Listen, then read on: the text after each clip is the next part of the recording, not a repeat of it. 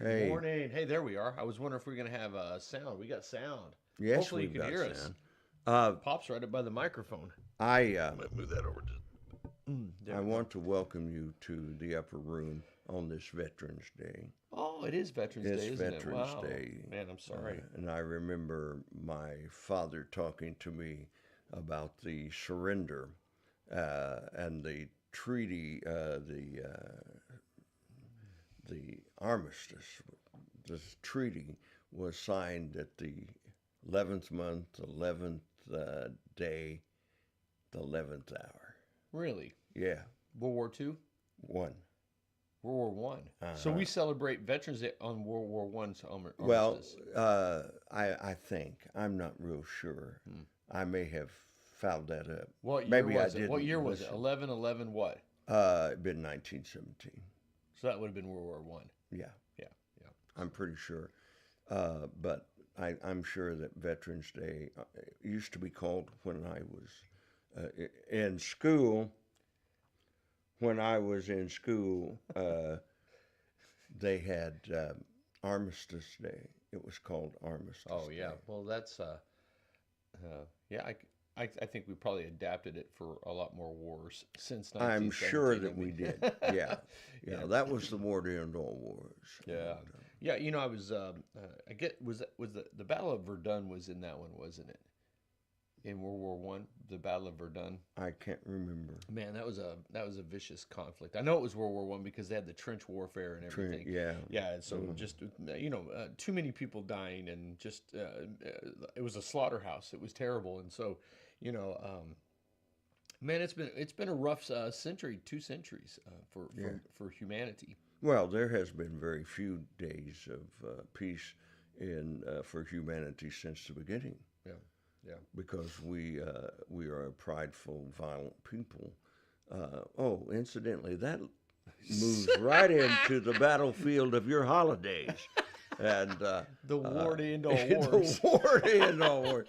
Uh, Ah. what we're talking about this morning is our annual survival guide for relationships Yeah. during the holidays. Yeah, and I actually I didn't tell you this, but I actually entitled this one "The Art of Listening." Ooh, So well, I think I got that a little poetic there. yes, The art of listening. and it is an art, There's and probably it's a science to something it. There's a science to it too. There's an art and science to it. So we should put the art and science of listening. right. There has to be. There's so many mechanics that Uh come huh. into it, Yeah. and we do this. We don't realize we've well, when you've lived as long as I have, listening, speaking, all of this comes pretty much as a natural flow. Yeah, and we really feel like that's why we started this year's holiday prep with communication is because we feel like that probably one of the greatest problems with the holidays is communication. There's a breakdown somewhere along the way, and so we wanted to kind of bring us back to a Reality, well, yeah, but also a plan that and right? also some skills to help you communicate better. Right, and of course, Well, and here's something. I think that okay. I think people need to look in the mirror. I think that all of us need to look in the mirror first before we get engaged with anything. Is to look in the mirror and see where you need to tweak your life and to see and to be honest with yourself. Sometimes right. if you're not communicating properly, you need to repent and change. So We are in the Proverbs of the New Testament today.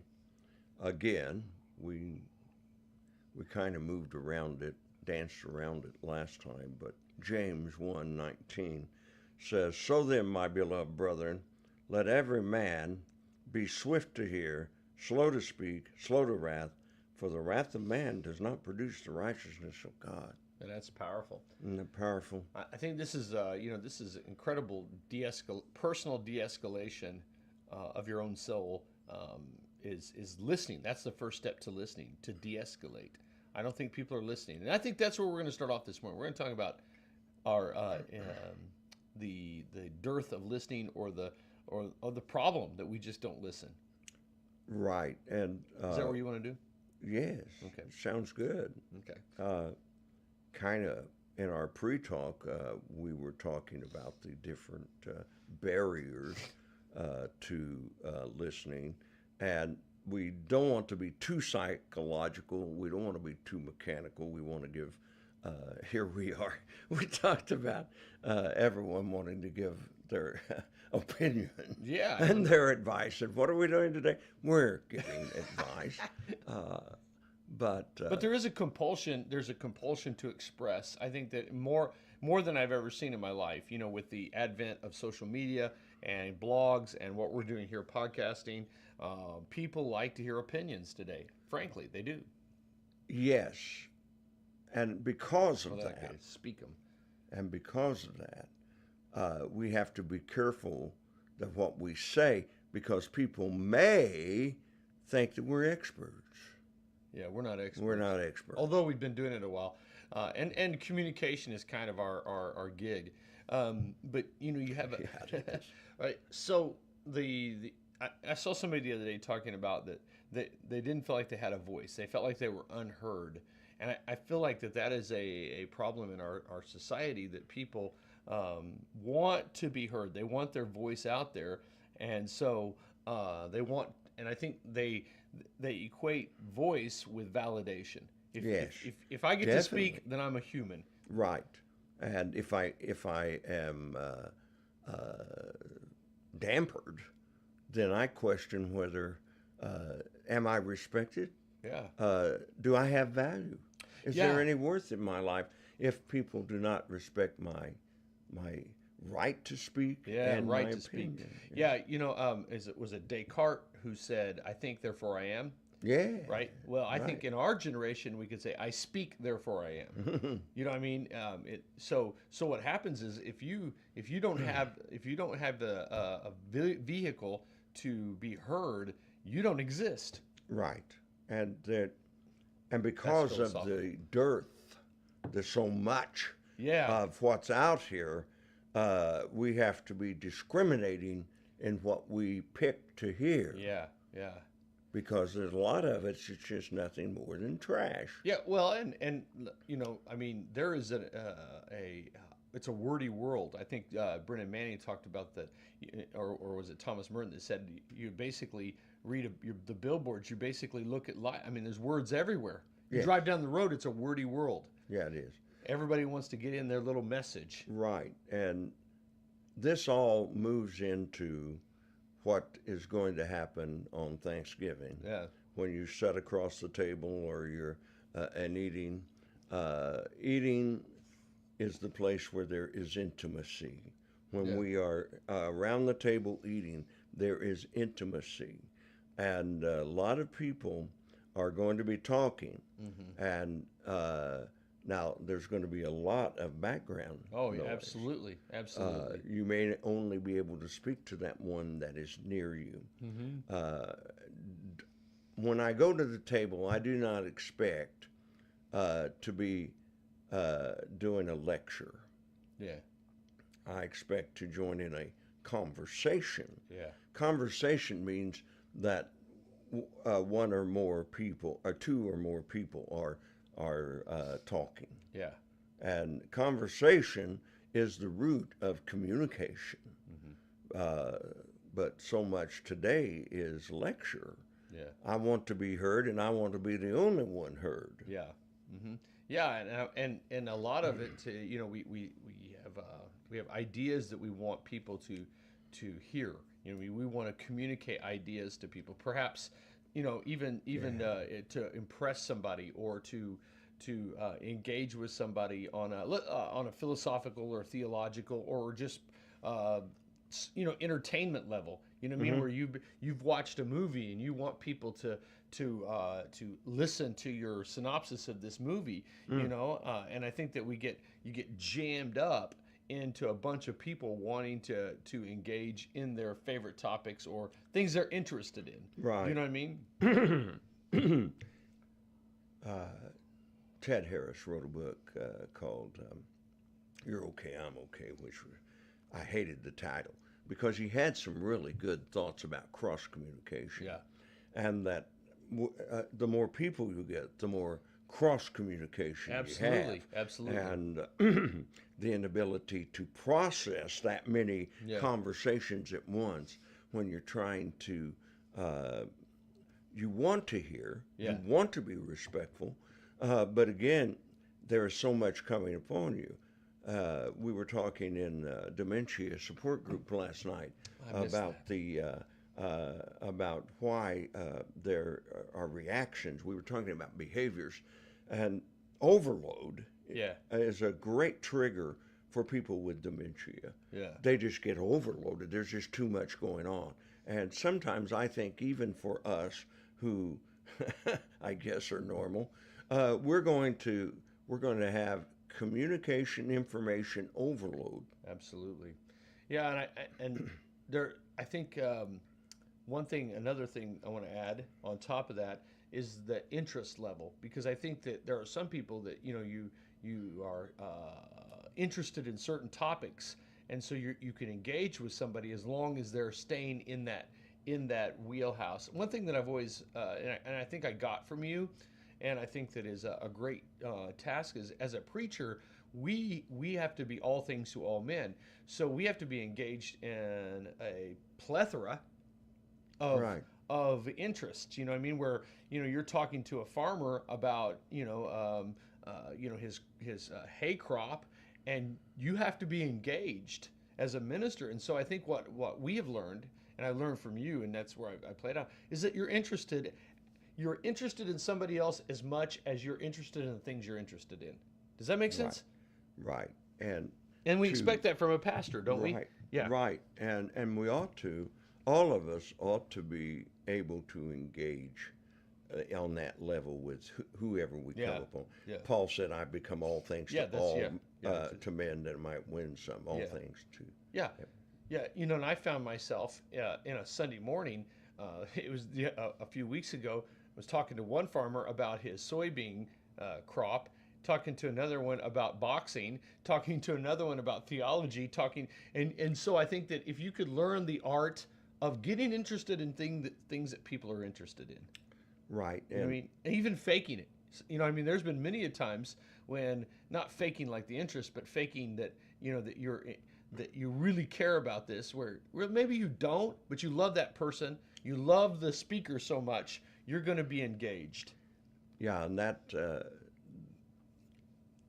again, if we're not careful, we're pulled in so many ways. We can't have a time with each individual. Oh, you mean as a pastor? As a Yeah, pastor. Yeah, sure. But I think that happens too during the holidays. Yeah. That there's so many times that we're going to be with people, and I think that's why people isolate themselves, because they don't feel comfortable in being able to engage people intelligently. Yeah, and I think that's a shame, because I think just James says, be quick to hear. This is the first thing that we should do in all our relationships, before we speak, is to hear. You know what I mean? And to Right. engage and to find out. And I think and I think we're going to get ahead of myself, but one thing I've found is listening is a great farming, if you will, of information about the person. Oh my goodness! Right? I yes. mean, if you just listen, you're going to find out quickly, and especially in this expressive generation, you're going to find quickly what kind of person you're dealing with. It doesn't take much anymore. Right. People aren't as guarded. Because we're not having front porch conversations with our neighbors. Yeah. Therefore, we don't know our neighbors. Yeah. We know about them. We know certain things about Yeah. them, but we have not engaged them on that level and allowed them to give us information Yeah. about themselves. Yeah. We're too busy telling them about us. Yeah, yeah. I think that it's important as a communicant, especially like in your holiday time. Finding out what's going on in your family first. You know what I mean? You may. I've seen this happen before, where I open mouth inserted foot. Oh yeah. Because I didn't find it. I spoke my opinion first, or I spoke my opinion quickly, and who knows what that person has gone through from the year. You know what I mean? So like you could have been successful in something and they could have failed, and you, hey, guess what I did, and they like, and then or maybe a death of somebody. You talk about Aunt so and so and she died or whatever, and you could, by listening, you could find out things to avoid. Right, right. Right. And then again, it's always good to do a little preliminary if there has been these kinds of problems in your family. You know about them, or if you're at a party, or if you're here at church, to know What's going on? what's going on, so you can kind of keep yourself from putting foot in mouth. Yeah, I mean, I think that again, if we go back to this idea of the need to express cannot be greater than the good of the group. Does that make sense? Right, definitely. I think that we have the right, we have the freedom to speech, which we do, but there's also a freedom not to speak. And I think that in a lot of cases, it's better if we never said anything than exercising our right. Does that make sense? Right. We have a right to keep our mouth shut. Yeah, and probably you're better off if you navigate and navigate a conversation with wisdom and listening before you ever speak. I'm not really great at this, so I'm sorry. I mean, I think sometimes that I feel like that in the Childers family, they wind me up and watch me go. Say it again, because something. See, came. you were listening. Well, See, there you go. You were Hey, listening. this See, comes in my here's ear, and it blocks out. we can talk about that here in a second, Yeah, right? we about, will. about technology. Yeah. But I was saying that the Childers, they like to wind me up and watch me go, Oh yeah. right? Yes. Yes. Right? They bring friends over to watch the crazy uncle. Am I wrong? Oh no, you're right. Yeah, I mean the nieces will bring their boyfriends over so they can watch me go crazy. Anyway, I'm not really great at sometimes with keeping my mouth shut. Let's talk about technology, won't you? Well, let me give one thing, a observation. Okay, about me or the? No, Okay, no, good, no, good, no. okay, good. About the Gospel of Luke. Now you say, how's that going to fit? Yeah, in? yeah. All right. 19 times Luke records Jesus eating Okay, yeah. with people. People, gotcha. And Okay. this, what did he taught as when he was eating? Yeah. He taught when he was Sure. walking. Sure. And they listened. Now, they didn't always hear. Yeah. It came here, but Yeah. it didn't go here. But I thought it was interesting. 19 times. Mm-hmm. That's one of the big key issues. And you're coming into a time when you're going to be either eating with family, with friends, Yeah. with church members, or with your job. Mm-hmm. And it's important that we develop. We've got two ears and one mouth. God knew what he was doing when he made that. Yeah. Yeah. Now, Sure. let's talk about technology. Let's talk about technology. Do you remember that year that Ryan stood at the door with a basket and took all of the cell phones? Absolutely. It's really tragic what we've become. If you walk into any place, into a doctor's office or whatever, you're going to see everybody on their cell phones. Right. In fact, you're going to see very little chit chat or conversation between people. I was There's in the ER with one of our church members yesterday, and there was no discussion, and people were not talking. all on the They phone. were looking here, and I thought that was also what happened was when the nurse came out to call someone to come forward. She had to call 3 or 4 times before that person, because they were Wow. so engaged here they couldn't even hear their name. Yeah, and okay, so here's a philosophical question: is it necessary for us to chit chat as a populace? I believe that God made us to communicate I with agree. one another, I agree. and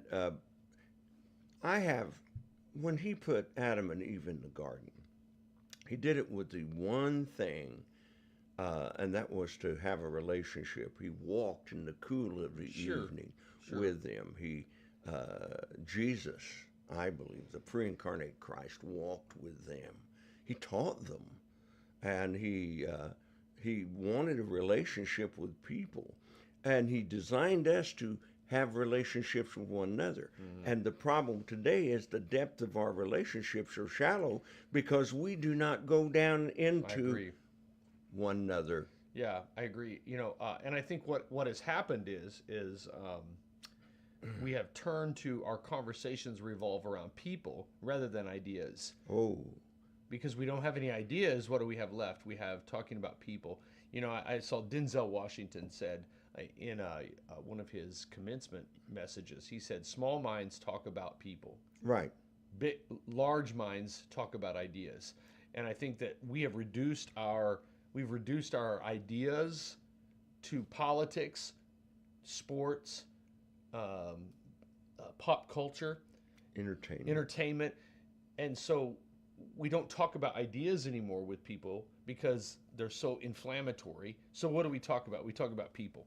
Right. And in doing that, we become judgmental. We Absolutely. become critical. Mm-hmm. We roast people. They Yeah. may even be there and we roast them. But woe unto you if you don't go, because you probably will be roasted. That's terrible. Yeah, I mean, people actually have to show up to holiday events with To family protect to protect their- their interests. Yeah. Yeah, that's if you okay, if your family is in this situation, you have a very bad sickness, I would say. That if you're not there, you're going to be talked about and you have to come to make sure that your family has sickness. It's Right. something is wrong there. It's a deep problem. Well, I believe that all families are dysfunctional. Oh, absolutely. And I believe that all have a degree of it. Some have a degree to the point of absurdity. Absolutely. I look at the miscommunications of my family of origin. My goodness, what a mess! And they would come out many times out of our dinners and our interactions mad at one another. Oh, absolutely. Because they brought the past, they brought Yeah. their Yeah. their right. ideas. Well, and okay, so before we get off technology, because I think that's another great topic. Technology can be a great hindrance in that we're so distracted by either what's going on the TV or what's going on the phone. Trying to communicate with somebody who's texting on another phone is terrible. I think that, guys, this is just my opinion. I think that's incredibly rude to if you're in a conversation with somebody and they while you're talking they're texting and they're not listening. How can you listen and text at the same time? Well, you cannot. You cannot, because you have to. Now, we talk about multitasking, and we're all multitaskers. We're not. Yeah. If you are texting or like a while ago, I got some kind No, of that's crazy, okay. I didn't mean something you. crazy. I didn't mean you. And that immediately interrupted everything. Yeah. Because yeah. it went straight to my ears. But the sad thing is that we're saying to that person, this is worth more Yeah. than you are. Yeah. Yeah. What I'm doing is more important than your thoughts. When I'm mentoring somebody, there's only 3 people that can interrupt a session, right? If my Right. phone goes off, it's Christy or the girls, and I always tell them, I always say, "Hang on," I said, my women, I got to protect my women. They come first. I said, usually it's some kind of request or something. I say, "Hey, I'll call you back when I'm done." I mean, what we need to give people the honor and respect that we would want. Jesus said, "Do unto others as you would have them do unto you," right? I think you called that one time attending. And so if somebody, you may not even find this person very interesting, but be humble, be respectful, be loving enough to give them the attention.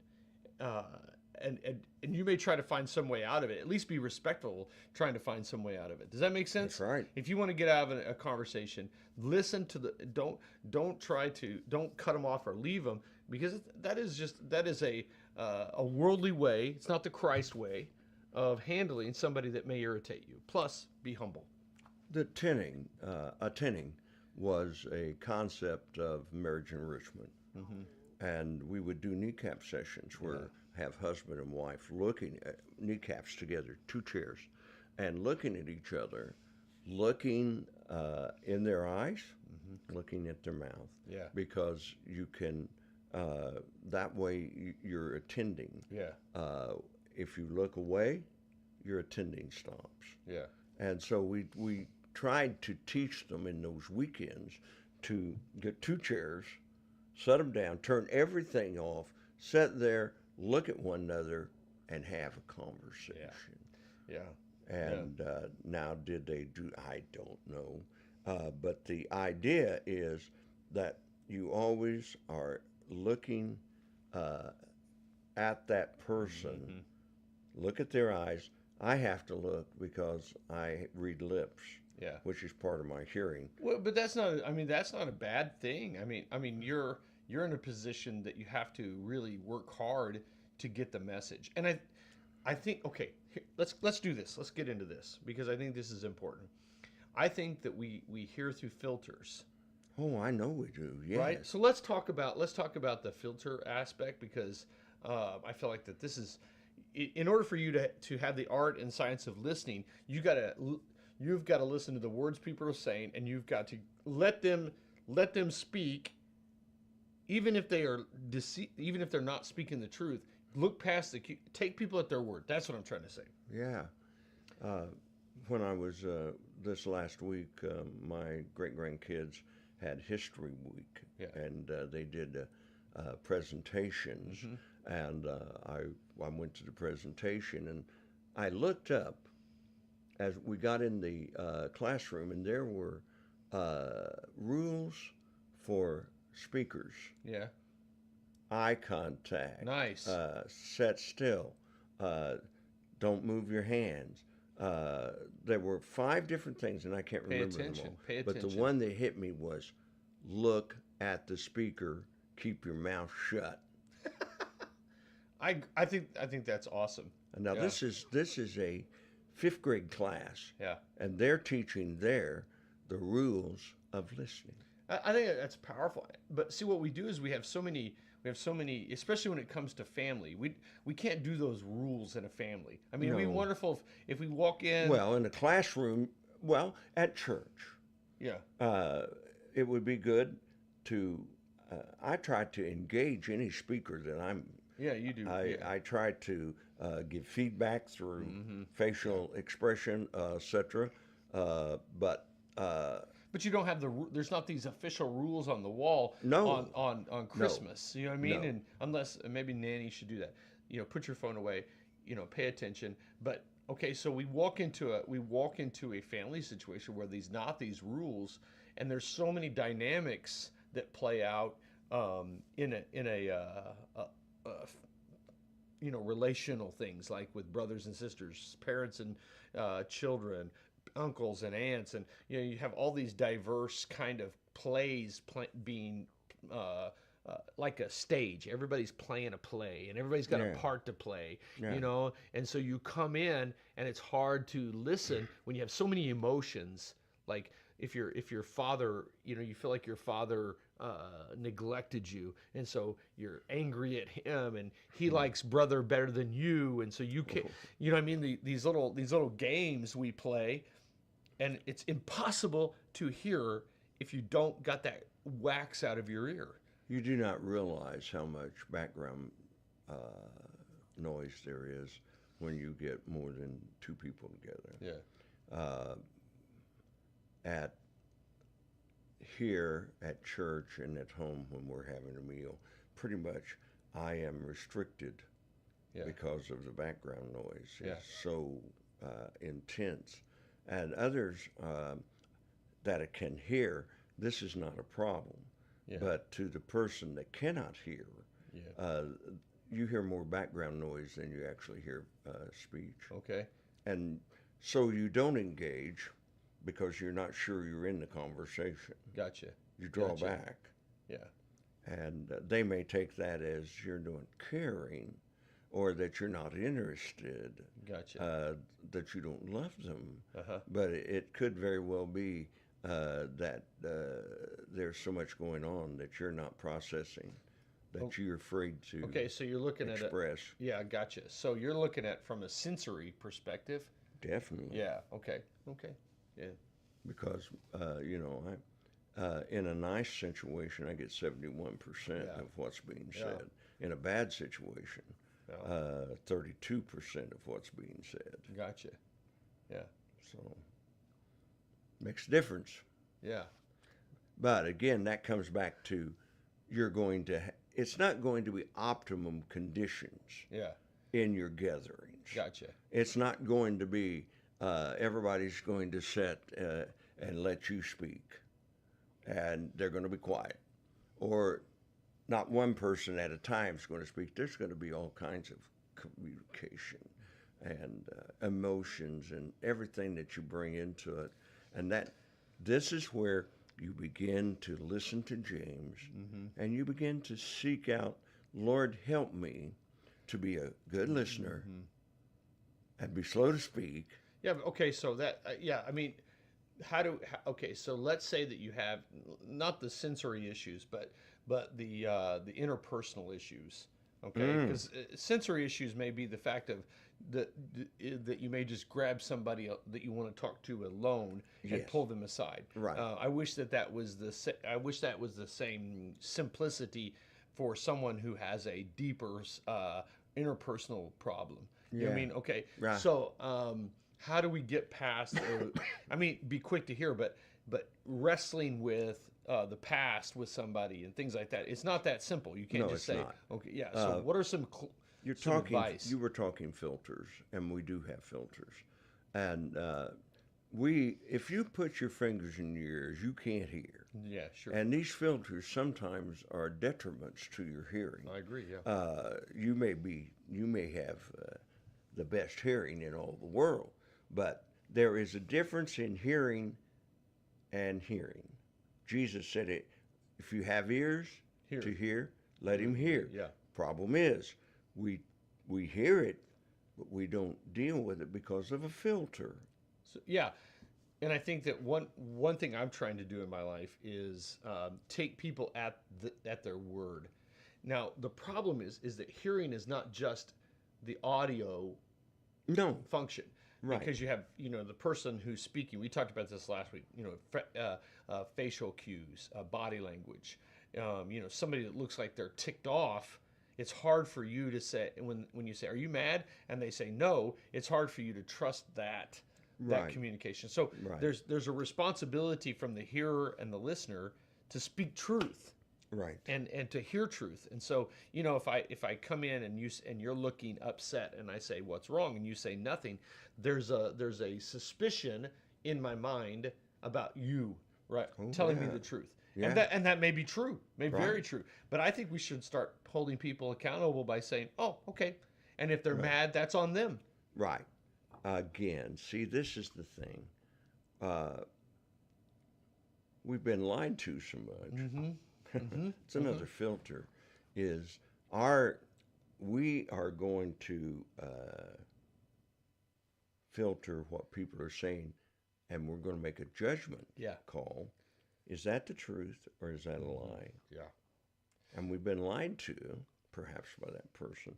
So it's going to be difficult, even when they say, "No, I'm not mad," to really believe them. Absolutely. But we have to get people and hold people accountable for lying like that. Now, Oh, yeah. right? And so I think just going through it, and if you're, I think what some people want to do is they want you to know they're angry, but they don't want to admit it. So that you come in and they give you the grimace, they give you the face, and you say, "Oh, okay, you're not mad," and you move on. Now you haven't fed the beast. Right. So now that person has a choice. Mm-hmm. This is what I'm trying to do. You have a choice now. If you're really angry and you didn't tell me, that's on you. Yeah. Right? That's a hard thing to do. Yeah. And it may cause more problems because that person wants to be fed. And here's one more thing, and then I'll shut up, is that not all the way shut up, but let you talk some. We always try to be armchair psychologists. Oh, yeah. What are you feeling? What's going on? What's really behind? Sometimes, sometimes I'm tired is just I'm tired, Yeah. right? Right. Amen. And if somebody, and I think that we need to be clear communicators and good listeners. And You we're terrible at both. you were home during the time that I was studying psychology, Christian counseling, Yeah. and remember that you guys would say something, and I'd say, "How did that make you How feel?" did that make you feel? That would just make me even more mad. Yeah, I know. And it took me 10 years to get over it, my education. But it comes down to this that so much of the time, you're right. We try to psych people. We know too much about the psyche of people. Yeah. We're all armchair Oh, psychologists. sure. We all are looking for motive. I mean, think about it, people. We all come together to have a good time, and what are we doing? We're sitting there psyching each other. Yeah, it may be How's that I that have. make you feel? Yeah, yeah. I might just have indigestion. I'm holding back gas, and you're saying he's got daddy issues or something. You know what I mean? He's like, Oh, yeah. you know what I mean? I mean, really, it might be as simple as they're not feeling good. I mean, Right. and I think if people could be truthful speakers and truthful hearers, man, it would be a totally different world. Oh yeah. We're going to have to trust that when we come into situation, that Holy Spirit would rein us in.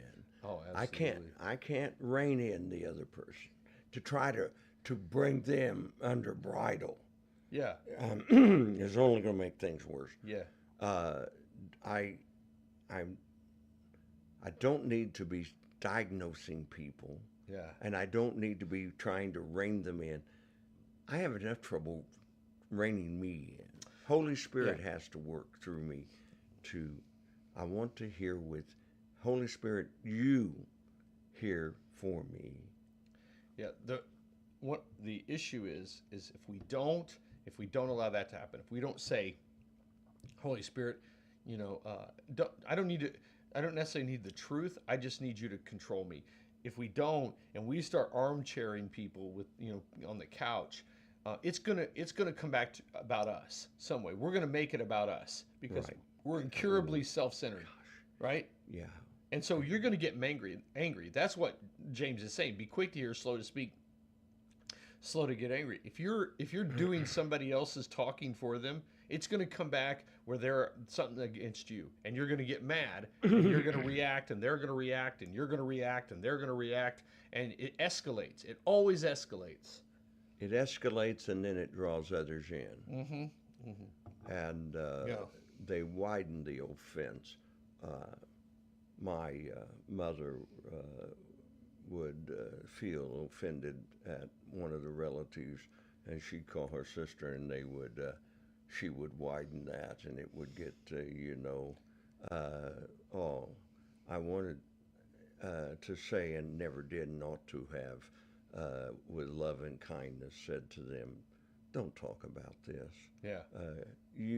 Mom, it's between you and that person. Mm-hmm. You go get that fixed up. You've got the grace. Now you've had Aunt enter in, Yeah. and she don't have the grace. Absolutely. You guys are going to get better." I've seen this happen with in divorce, in families, that the offense is so widened, it's just widened, and everybody has attitude. Mm-hmm. They've come in with attitude and no grace to deal with it. It's like, you can see it in a violent way in our society. There's more and more fighting in public. Yeah. And not just between these people, but it'll be a whole restaurant of people. Did you see that video where the whole restaurant is brawling? It is a knockout, drag out fight over a food order. And so I'm not getting. I shouldn't watch it. It's one of those things I wish I hadn't watched. But what? I'm thinking of Christmas Vacation. Yeah. The Yeah. movie. Yeah. And I'm thinking of how, if you want to see how people are not listening or people are getting wrong ideas, just watch that movie. Yeah. Oh yeah, you can. That is a classic on human relational dysfunction. I think we listen more with our minds than we do our ears. Oh. I think we try, we call it a misunderstanding. Mm-hmm. Why isn't it called a mishearing? Because it deals with understanding. Ah, It yeah, yeah. yeah, And yeah. that's not a misnomer at all.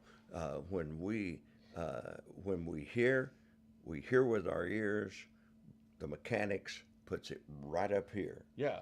in our mind and intellect. When you're talking, because we like the English language. You and I like Oh, words. yeah. Okay, yeah, we're word people.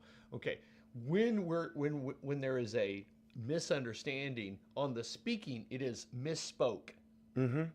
Yes. On the hearing, it's misunderstanding. Misunderstood. Yes. Yes. It should be a Definitely. mishearing. I didn't hear you right. That's what we should say. Did I hear you? Communicate back. If you don't understand something, it begins with you, it goes back to the ear, right? It Right. should go back to the ear. What did you say? Uh, Did you just say? In yeah. fact, we were listening to. Well, see, this is the thing I have to do. I'm constantly saying to people, I am sorry. I'm hearing challenged. Would you say that again, slowly? Can you imagine if we all did that? I mean, where we would say, "Hey, did you?" No, I'm not kidding. Just slow down conversation and say, "Hey, I thought you said this." Christy and I were listening to a podcast on narcissistic communication, just because we're trying to get all kinds of ideas. We love ideas. We like to listen. We like to read ideas. Okay, and so one person says a way to shut down a narcissist if they snipe at you, they make comments, and sometimes they can be very harsh and cruel. And they said one thing you do is say, "Hey, could you say that again to me? I thought I heard you say something, but I wasn't sure." Yeah. And make them repeat what they said, because if sometimes they look really bad when they have to say it, and a narcissist will not look bad. Yeah. Okay. And I thought that was very powerful. What if we made people say what they say again? If it's snipey, if it's sarcastic, if it's, say it again. I don't think I heard you correctly. Right. I don't want to misunderstand, so speak that again. You just said something. You used the word snipe. Yeah. Now, Oh, yeah. that happens in families. They Pick at each other. pick at each other and say joke, Yeah. but it's sniping. Yeah. Husbands and wives do that, Yeah. and that damages communication, but it also damages intimacy. It damages relationship. It damages fellowship. Sarcasm is another one of those. Snarky. Yes, sarcasm is Oh terrible. gosh, yes, see, we bring these into, and for some reason we think we have the right to snipe. Yeah. We don't.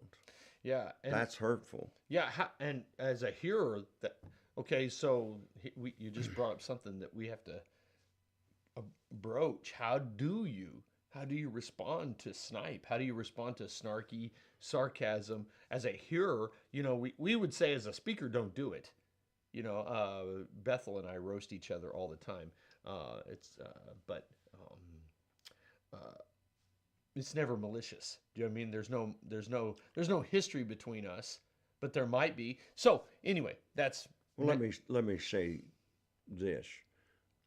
You can say pretty much anything if people know you love them and yeah. care I for agree. them. I agree.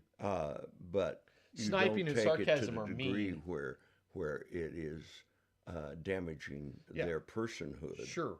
Yeah, or Or their mean spirited. I think it has to do with relational, but as a hearer, I think not engaging in it would be a great task, or not a great response. Yeah. Don't engage. Don't snipe back. The sniper, the sarcastic, will always look bad if the responder doesn't respond in kind. Yeah, Right? I've not been real successful with those that have come to me snarky Yeah. because I snarked back, and then I had to repent, Yeah. and many times had to apologize for stupidity when I should have. Boy, I don't know. I really don't know. I think a response, a peaceful response, a not engaging in it can really make that person look bad. And that's not our goal. Our goal is not to make them look bad. Our goal is to keep ourselves pure. Well, Right? Is that true? right. To keep ourselves Yeah. pure and redeem them Yeah. and redeem our relationship. Uh, Boy, I don't know. This is tough. Uh, I'm sorry you feel that way. Hmm. I wish you wouldn't Yeah. feel that way. I'm sorry. Hmm. Uh, you know, you can own it. I mean, I've done something evidently. Yeah. Yeah. It's a challenge. I say don't. I would say my advice is just don't engage. I mean, Yeah. and sometimes depending on the severity, you may have a severe narcissist which you cannot diagnose. That's not for you to do. But someone who has those traits, it might even silence might even be, just laugh it off. If you can, it's almost like conversational judo. You know what judo is? It's using the person's weight against them. It's almost conversational judo where you laugh something off or laugh with them. I'm a person that doesn't mind roasting when people tease me and stuff. It but just laughing it with it, it makes it, if that's the goal of the person is to elicit a response from you by using sarcasm or snarky or sniping, don't give it to them. Give them the peaceful one. Laugh with them. If they're making fun of your clothing, you might laugh it off. Don't take it personal. I think that's what we don't take it personal. Let Ah, it go off of you. right. Uh, we are so, we've been equipped to react Yeah. rather than Uh-huh. respond. Sure. I agree. Oh well, a lot of the those games come out of the fact that we have had a history. Somewhere we've Oh, had a history, and with a family, there's right, competition or there's something going on, and so we have to defend ourselves. And I right, think we need to get away from that. right. And a soft answer, turn away wrath. Yeah. Yeah. Uh, Yeah. but I'm not really sure how to phrase. Uh, it's a tough deal, and probably the best thing if you don't know how to handle it is not do anything.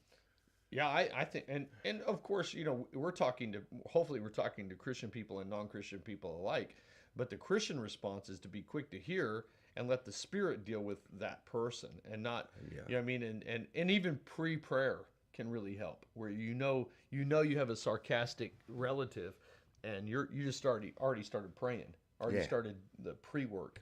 right. The pre-work is so important, and we've got 40 days, by the way. Yeah, you don't need to be The thinking about it 13th. Well, I'm thinking of Advent starts uh, Thursday, Celtic Advent, and it's a 40-day to Christmas Eve. Yeah, you have a lot of facts up in that head. Yeah, I do. You do, and with good. It's good though. You got a superior intelligence. Yeah, I don't know about that, but you know, walking encyclopedia of trivia. Uh, He's always good with the holidays. I mean, it's like how far holidays are out. You know what the Jewish calendar is. It's really cool. I wish I had that ability. It's hard for me to think about where my keys are well, I'm sometimes. constantly trying to get back to roots, Yeah, roots are very important. Yeah, uh, the roots of Christianity. yeah, Reading the prayers of the early church, the absolutely. Puritans, trying to, in this day and time, we are like planets, wanderers in church, because we have left the traditional roots. We threw the baby out with the water when we said we want to be modern. We don't want to, Ah, and in doing that, we've lost our our history. yeah, it's an anchor. Paul talks about how he says, "Keep the traditions that Yeah. you have learned from me." There's some amazing traditions that have been tossed out in the name of progress, Oh, even in the church. right. And we're not progressing; we're regressing because we don't have an anchor. Yeah, And that's I another think that's the lesson. same That's another thing lesson. with family. Now, this next, the 20th, I believe, we're having a heritage night for our family.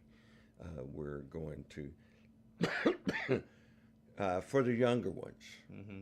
Now, you the three, my children, the three, pretty much no family. They have known their great Sure. grandparents, not the great ones, Yeah, but they the knew their grandparents, yeah. grandparents.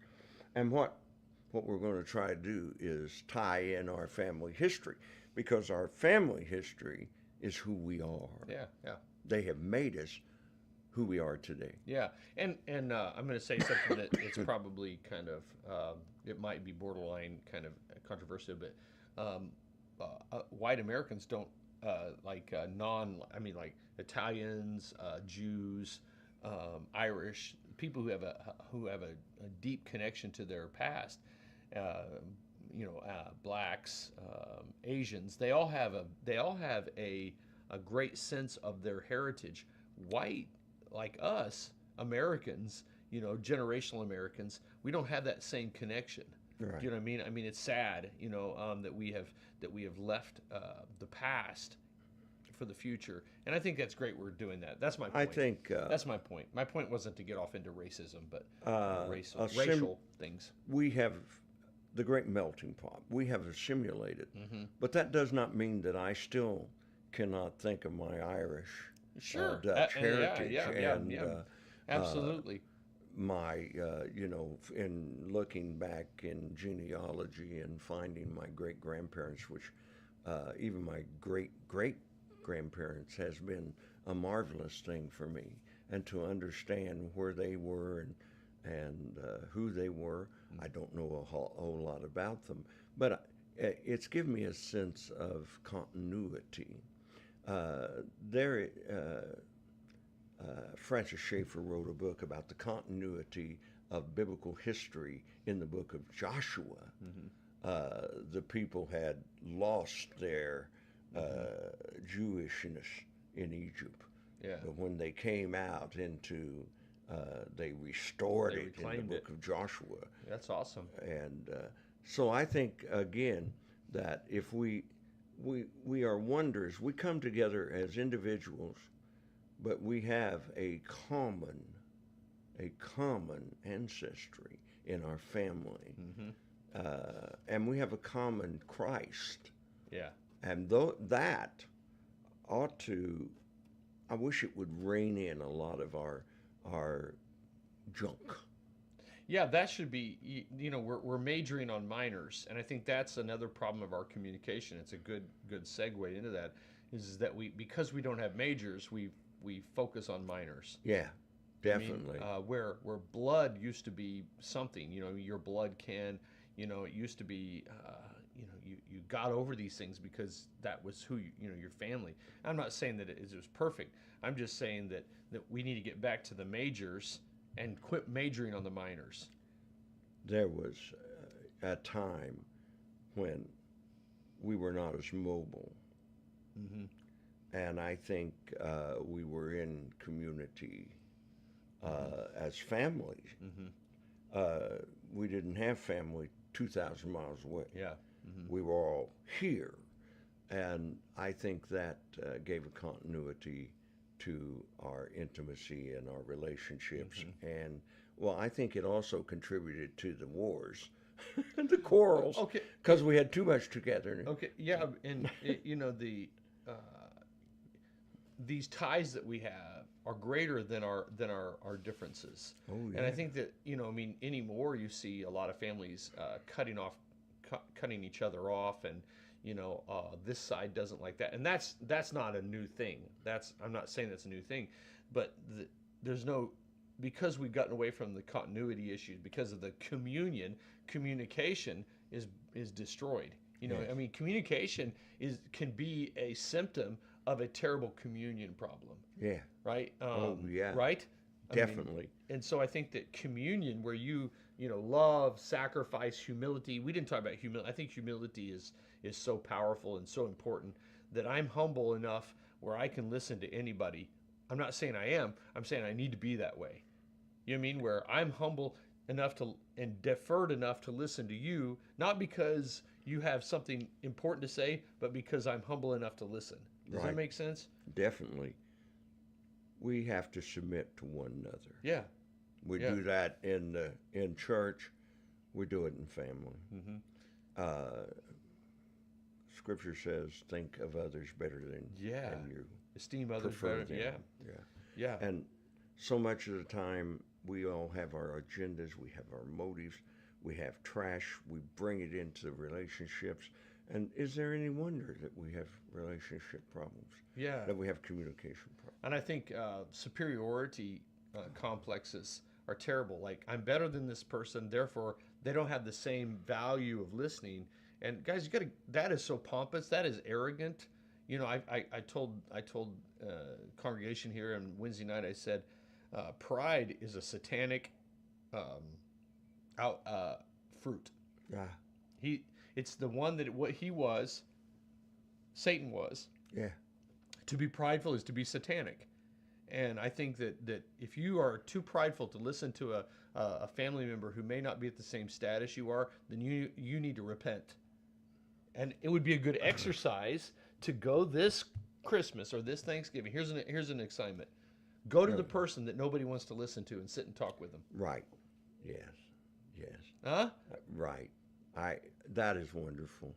And I have found that some of the most enjoyable conversations I've had were with people that were basically outcasts. Yeah. Not just, I'm not talking about family but I'm talking Yeah, but in about family as well. Yeah. in life, here at church, Walmart, if you will, to find people that are that nobody else is interacting with. I had a family in church in my past that they had a crazy aunt and nobody liked her, right? Nobody liked this lady, and so it was a holiday party I went to with them, and I got trapped with the aunt, and everybody was like, oh no, Joel's been trapped. That was a great conversation. Yeah. That lady, we had a blast. I spent about an hour and a half with this lady and had a blast. She was colorful, and she was yeah, I found out a lot about the family. Oh yeah. Yeah, from her. But see, sometimes getting trapped by that kind of person may be the blessing, and they may bless them. You know what I mean? Right. You may give them a voice where nobody else is given a voice, and that is Christ-like. She went home saying, I really like that guy. He listens to me. He listens to me. And Yeah. to be able to do that says something of you. Well, I've learned but I've learned it from being a pastor, because I got to be honest. That is kind of an expectation of a pastor. That you listen to everybody, almost like a priest or a confessor, Yes, right? definitely. That people have a right to come and to confess and talk to you. And I think you should, as a listener today, make that your goal. Become a priest. You know what I Right. mean? Not like, you know what I mean? You know what I mean? Not, Where yeah, you know what I don't mean? have Not to like that. hear confession or give You may absolution. have to. You may have to. But you can love on people. Yeah, and it's a wonderful And, thing. agape love, the love that Christ had for us to die for us, etc., is now available through the Holy Spirit to love the unlovable, to love the outcast, to love the one not like you. And if Christians were doing that, if they would put aside self and be selfless and let Christ speak through them, Holy Spirit speak through them to other people, those people would be blessed, you would be blessed, God would be glorified. Yeah, and I was thinking of a ninja level kind of thing for holidays is listen to the person who actually doesn't like you. Sit down and have a conversation. That's Jesus level. Yeah, That's Jesus level listening, is to go to like somebody that has done something to you in your family, and to sit down and to really engage and listen to them might be the most Christ-like thing you can do. right. And to be unconditional in your love. Unconditional, coming in without motive, agenda.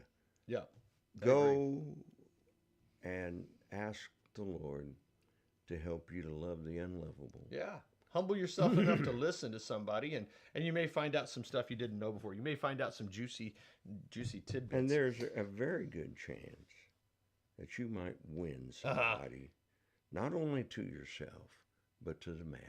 Yeah, and I think that okay, real quick, I think that that is a great evangelistic way to do things Yeah. because you Man. can't win people to Christ if you can't win them to your love because your love is Christ love. But okay, that's another day. You can't win people without relationship. Yeah, I agree. I agree. This mass evangelism is difficult. It's challenging. Anyway, that's another lesson. Hey, have a good week, guys. We love you, and we'll see you next time. Yeah.